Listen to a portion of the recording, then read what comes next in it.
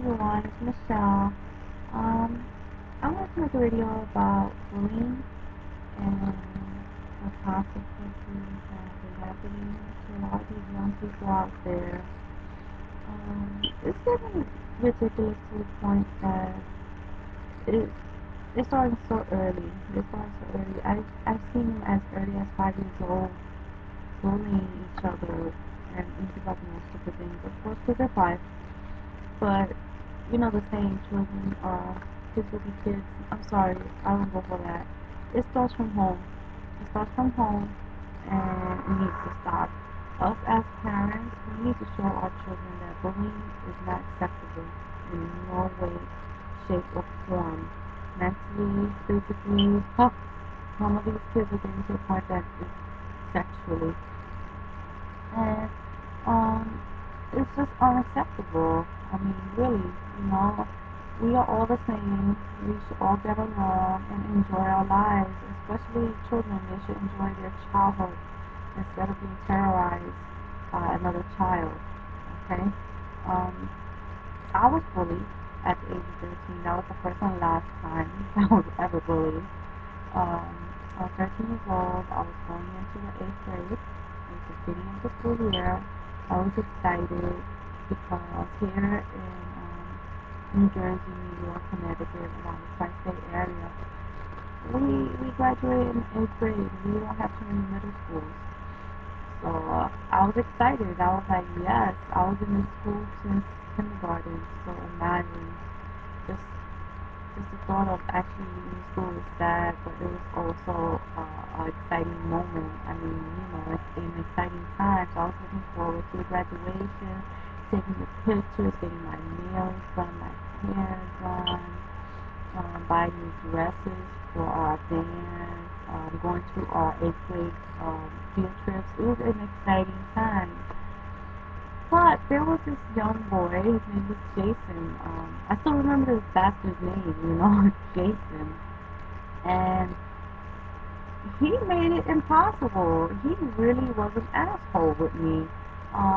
He used to tease me about my hair. If you notice, my hair is curly. It's curly. What can I do? And he would tell me, I used to have really, really long hair all the way past my butt. And my grandmother always did my hair in a ponytail and then she'll braid it. So he would call my hair horsetail. He would say, "Oh, your hair is like a horsetail." And then he would pull it, like tug it. And for some reason, this little shit always had to sit behind me in every single class. Okay? So he would tug my hair, or sometimes when I used to leave my hair loose, in the morning it looked so pretty loose and everything, but towards the end of school, it was like all frizzed out. So, he would comb my hair at that time. He would say it would look like a squirrel's tail, all frizzy and nappy. And he would always make fun of me, saying, "Oh, I got nappy hair." And it wasn't just that. He would terrorize me in gym. Oh, I hated gym because of him. I swear to you, I hated gym because of him. Um, we had to get dressed up in this blue gym uniform that they used to sell in the stores. It's like the shorts were underneath, and then the dress was blue. Ugh, it was horrible. I'm so glad that these kids don't have to go through that, you know.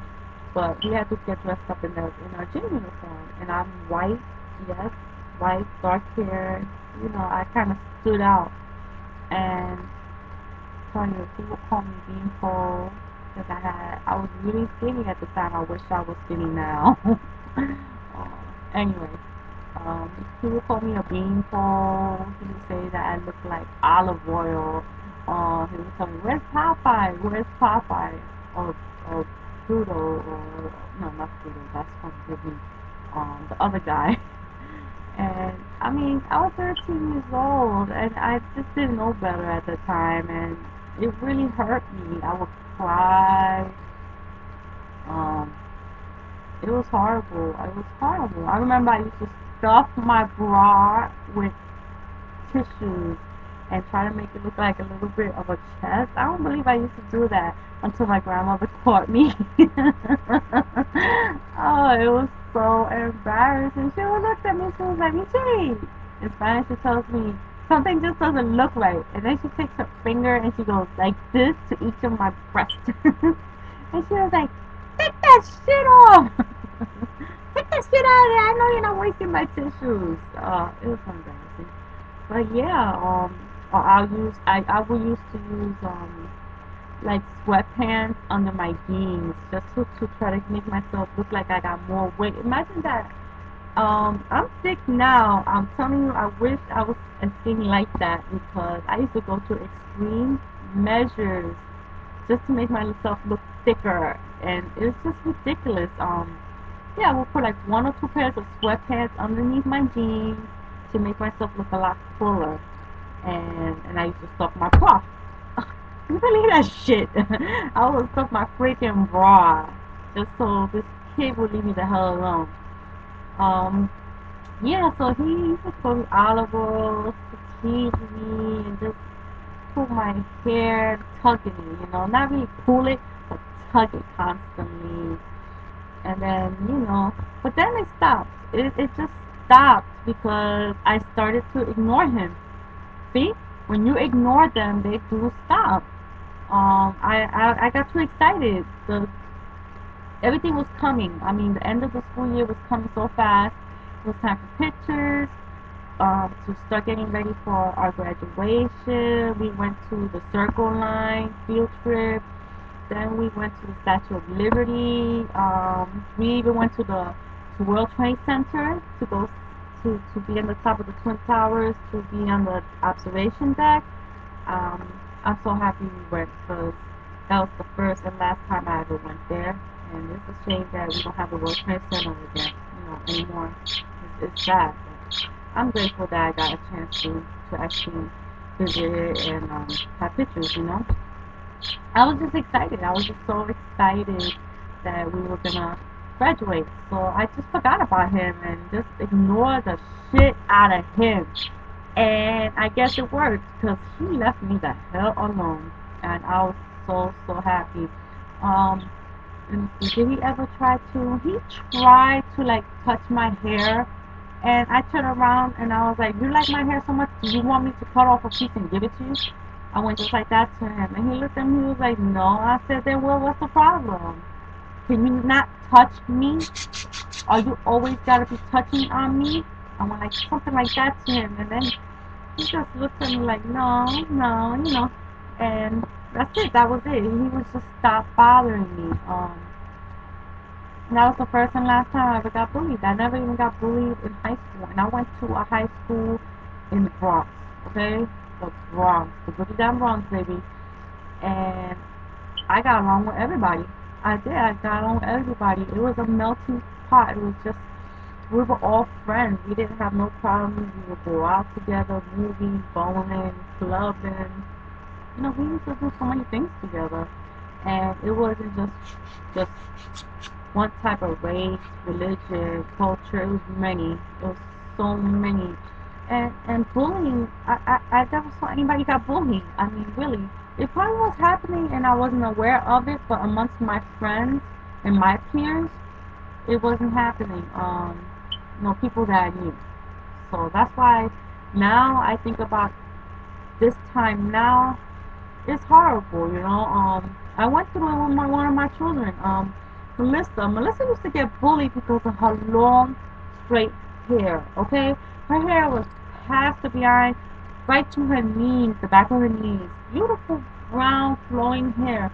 She got bullied from this little girl in the same class because the little girl had short, curly hair. Her hair was so pretty too. She looked so pretty with her little curls going like this. But this girl felt so compelled to bully her and try to make her miserable. I actually had to go to school, okay? I had to go to school to talk to the girl's parents, to ask her, why? Why does she feel so compelled to bully my daughter because she got long hair? And I asked her too, I was like, what's the problem? I was like, what's the problem? Can you tell me why? Or jealous? Because you're jealous because her hair is straight and yours is curly? You got pretty curly hair too, so what's the problem? And she just looked at me, she was like, I'm sorry, it won't happen again. And it didn't. I was very, very pleased that she left her alone. And then towards the ending of the school year,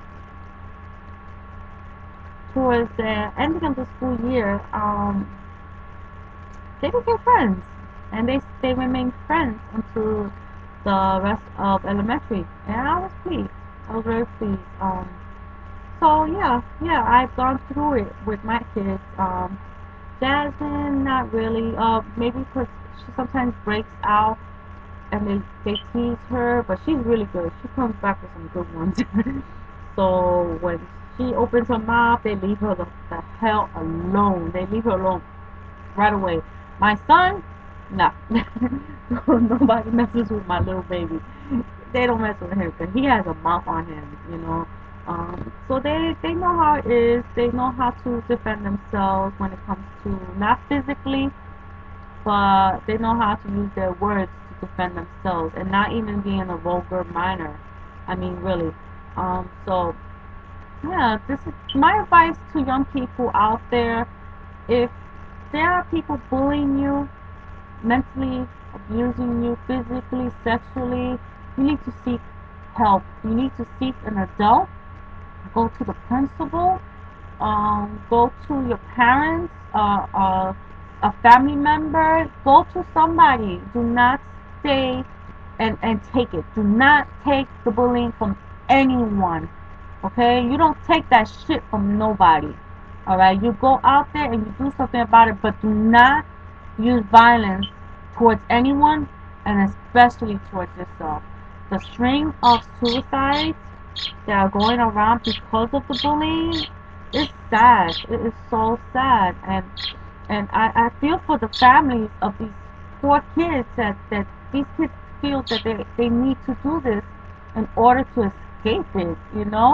And it's horrible. It's horrible. And it shouldn't be like that. It shouldn't be like that. Never ever resort to anything like that. Seek help. Talk to somebody. And believe me, it's gonna get better. It got better for me. It got better for my daughter. I know people as I became an adult that they would tell me that they got bullied when they were small. Some of them it still affects them, some of it doesn't. But let me tell you, it gets better. It does get better, and just keep going. Stay positive. The hell with them. They're just negative, toxic, miserable ass people that they want to make you miserable too. So ignore them. Ignore them, I'm telling you. And for all you fucking bullies out there, yo, get a life. Get a fucking life. If things are not going well for you, change it. But don't bully somebody else because you're miserable. If you're miserable, make yourself happy. Go get a freaking hobby. I'm serious. Get a hobby. Do something with your damn selves. Alright? Don't go out there trying to make somebody else miserable because you're miserable. That's pathetic. It's ignorant. It's pathetic. You're a bunch of dumbasses. It's horrible. I say, look, if you don't got no confidence, life at home is not good, you're miserable, you hate yourself and everybody else, you know what? Keep it to yourself. Seriously, if it's that bad. You should also seek help. Go to a therapist, talk to your parents. There has to be something wrong if you feel like this. But don't take it out on nobody else. Don't do that. Don't ever take it out on anybody else. Because you know what? Karma's a bitch, and it's going to come back to you 3 times. Okay? Because I really, truly believe in that. So, yeah. This is my little rant. I just want everybody to know it's going to be better. I'm telling you. All you young people out there that are experiencing bullying, it's going to get better. It's going to get so much better. Believe me. Look at me. It got better for me right away. Okay? So I hope everybody is doing well and have a great day. Bless you.